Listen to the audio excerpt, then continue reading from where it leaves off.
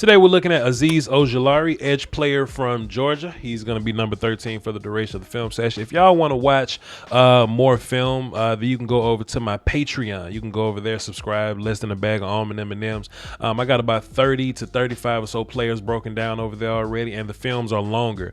On the YouTube, you may get like a 10-minute film session, but we do like 30, 45-minute, hour-long films over there, so check that out. What I like to do when I do these films, I like to show a play that really summarizes who the character is that we're dealing with, right? And Azeez Ojulari, this is how he's going to beat you, right? He is a tall, longy pass rusher, and he wins with this set of moves, this series of moves. He's going to jab, or well, we call it jab on this channel. Others call it stab, long arm, whatever you want to call it. We like to jab to create space because he's long. That's kind of what he needs to do to get guys up off of him, right? Then we're going to attack this outside hand in some kind of way. It could be a club, it could be a slap, it could be a swipe.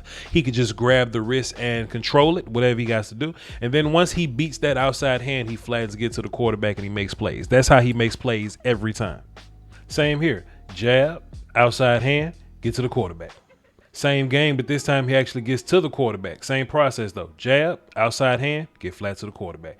And you know what? I think there's something to the consistency of it, right? Now, is that like his only move? Like, I think it's the only one that he's really good at. But if you're really good at a move, then that means you had to be coached into that move. You don't just roll out the bed, you know, jab, outside hand, get flat to the quarterback. That's kind of something that, this is terrifying, by the way. That's just kind of something that you learn, right? Like you need to be coached into that. So in my mind, if you can learn one trick, you can learn 5.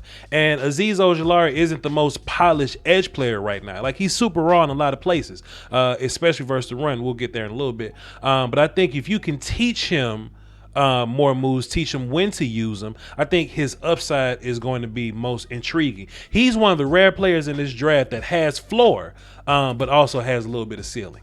Even to a point to where it does kind of get him in trouble, right? Let me just give an example of what I mean by that. So take a look at him here on the left side of your screen. So he's going to go through the same processes, right? Jab, outside hand, then get flat. But what if he gets caught here, right? Like, what if he gets caught in a point to where he can't properly defeat that outside hand and take the edge? What he did here after getting blocked, he just kind of kept doing it. Now, it worked in his favor because he eventually got that hand off of him and got to the quarterback. But what can he do? If he was a little more polished, what would he do? Well, he'll get upfield and then work back inside. He'll turn this into a dip with the left hand. You know, he'll do whatever he has to do to get that offensive lineman's left hand off of him. But, you know, does that come with time? I don't think it's because he's a player that's not technically savvy, because I'm showing you plays of him being technically savvy, right? I just think he has to put it more into practice so he can apply it to the game. And even on this play here, so I think the big lesson that we take from this is that he can work on being a finisher, right? But that comes with, you know, just time and reps and just playing the game, which is why you got to give respect to the players that didn't opt out, and nothing against players that opted out, right? Nothing against those guys, because you grown and you made your decision. You got to do what you got to do, what's best for you and your family. But just from a football perspective, if Ojulari didn't play this year, then we don't get the Cincinnati game. And I think in the Cincinnati game, a lot of his woes kind of came together a little bit, right? Take a look at him here on the right side of your screen. Same process, right? Same move, but he got caught. So now he has to work on, okay, if I get caught, let me get out of this again, right? And I think he's going to work on it. He has a lot of rushes where he almost makes it to the quarterback because maybe the rush just didn't go as clean as possible. Maybe the lineman that was blocking him was a little better than he anticipated. Whatever the reasoning was, he can work on finishing a little more. That's my main point in all that. Even here, right? I found this play watching the Tennessee game. It just kind of shows Azeez Ojulari winning in a different way, but this is more so him winning with a physical trait, and physical traits are important, and this is kind of why we talk about edge guys having long arms, edge guys and offensive linemen having long arms. We're going to see Azeez engage here, but then we're going to get some good extension there, and the extension is where we win because Azeez is in a good, powerful position with his extension. This offensive lineman is kind of leaned over, his feet got narrow because because his arms aren't long enough to properly deal with the guy with that kind of arm length. So if Azeez has you in this position and you're leaning and your base is bad and you're not very, very powerful because of your stance. I mean, I don't know if he's powerful or not, but because of this stance, he's definitely not strong in this stance. And Azeez is strong and he has a good hold on your jersey, and we're just gonna pull some cloth and go boogie to your quarterback. So it is refreshing to see that not only does he have the upside with technique, but he's good enough to win with his natural gifts. He has a solid bull rush. That's cool, but I think he has a bull rush because he comes off the ball so fast. I wouldn't say that he's a he's a really strong bull rushing slim dude. I just think that if he gets hands inside with the extension and the ball get off, I think he'll end up with a solid bull rush because of that.